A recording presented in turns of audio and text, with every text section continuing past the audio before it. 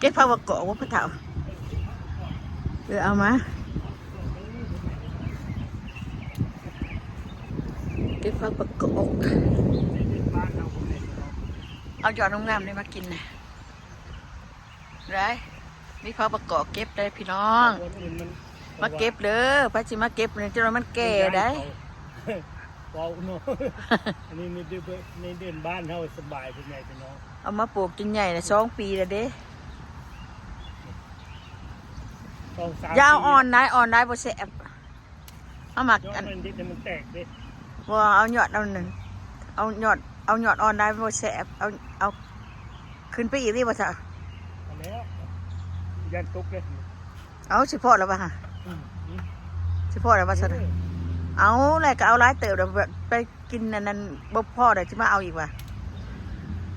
มันหลายกันเป็นยังของเจ้าของว่ะบ่ได้เกี่ยวเขาว่าเขาไปกินบ่พวกนี้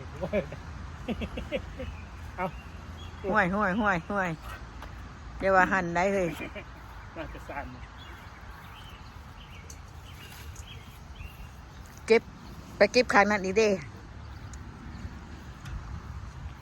ข้างที่เล็ก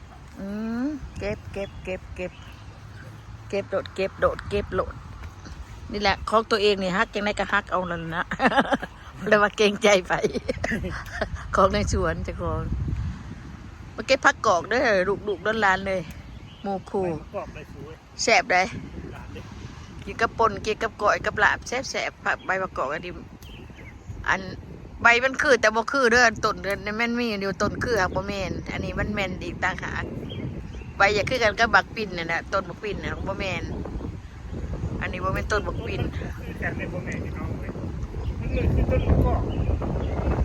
เลยเนาะใบมันนี่นะคือใบบักปิ่นข่อยว่ามันหักบ่แม่นข่อยว่านะบ่แม่นต้นบักปิ่นที่ว่าเห็นอยู่ในตามมันผักตามหยังกันเด้อพี่น้องคนละอันเด้อคนละพันเด้อแต่ใบขายกันซื่อๆตลอดได้พ่อแม่พี่น้องเลย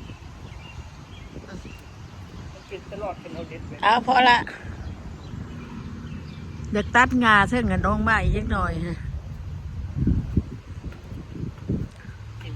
มันชูงโผล่เอาบะถึงขั้นใดกะนั่นไปให้เป็นเมืองไก่กินแซ่บด้วยพี่น้องหอมกินนะกินมะกอกกันแหละว่าท่านครับกระสมน้อยหนึ่งแต่ตัวนี้มันมีแต่ในเรียนเอาเลยแหละก็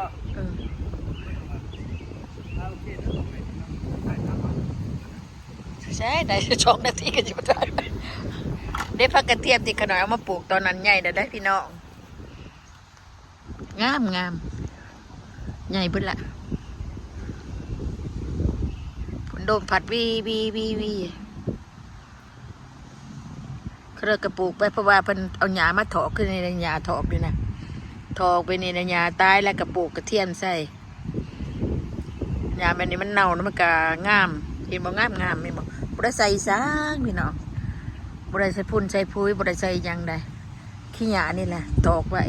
อันเก็บดับที่ว่าขี้หญ้าพี่น้องคันพี่น้องจะปลูกผักงามนี่ต้องเงินขี้หญ้านี่แหละตอกให้มันเน่าหลายปีมันก็เน่าแล้วมันก็งามเปื่อยลงนะกะสิว่ามันมีหญ้าป่งบ่ก็บ่ได้มีได้ล่ะถ้าถอกกองไว้บ่ต้องย้ายกองไว้มันเป็นแบบมันเน่ามันยังนะมันเป็นคือขี้ข้วยนี่พี่น้องอันนั้นนะที่ว่ามันงามมึงเด้อนี่งามบ่ล่ะงามนะเนาะงามบ่พี่น้องมินมาเด้อพี่น้องมินมาบอกแน่เนี่ยลำมักใหญ่หัวก็ใหญ่ได้บัดนั้นงามนั่นสิดีว่าอันถ่ายให้เบิ่งคลิปหนาคลิปมันเป็นหัวพุ่นเป็นดอกก่อนมันจะเป็นดอกได้นี่เป็นดอกแล้วก็เป็นมาร์กแก่มันก็เป็นมาร์กคือคั่วกระเทียมหน่อยนะพวกผักโขมกระลายนี่ที่ไหนว่าเก็บผักโขมไปมันใหญ่จังหน่อยก่อนมักอ้อมจีอ้อมกินเอาทราบบ่เอาว่าภาษานี่อันนี้พวกบัวหลอกบัวหวานนะมีหมากนี่หมากวันนี้ไปบ้านมันแก่เอาไปบ้านก็ได้มันสิดับไปได้ค่อยอันเอาเด็ดดอกมันได้ นี่ดิต้นมันก็ใหญ่นะ2 ปีบางด้วยพี่น้องบักกอกก็เลยใหญ่บ่ตัดถิ่มไปแถวนี้มันห่มใบปลูกพักทั้งดุมแต่มันห่มพักตัดตอมันเนี่ยออกกาเนาะดุมมันนี่มันขึ้นวางครึ่งกลางเพราะอะไรแต่โอ้ยใหญ่มากนี่ก็เลยได้ห่มรถเนาะได้นี่นะจะจอดรถอยู่พี่ได้ติขึ้นกันไดแหละความมันสูง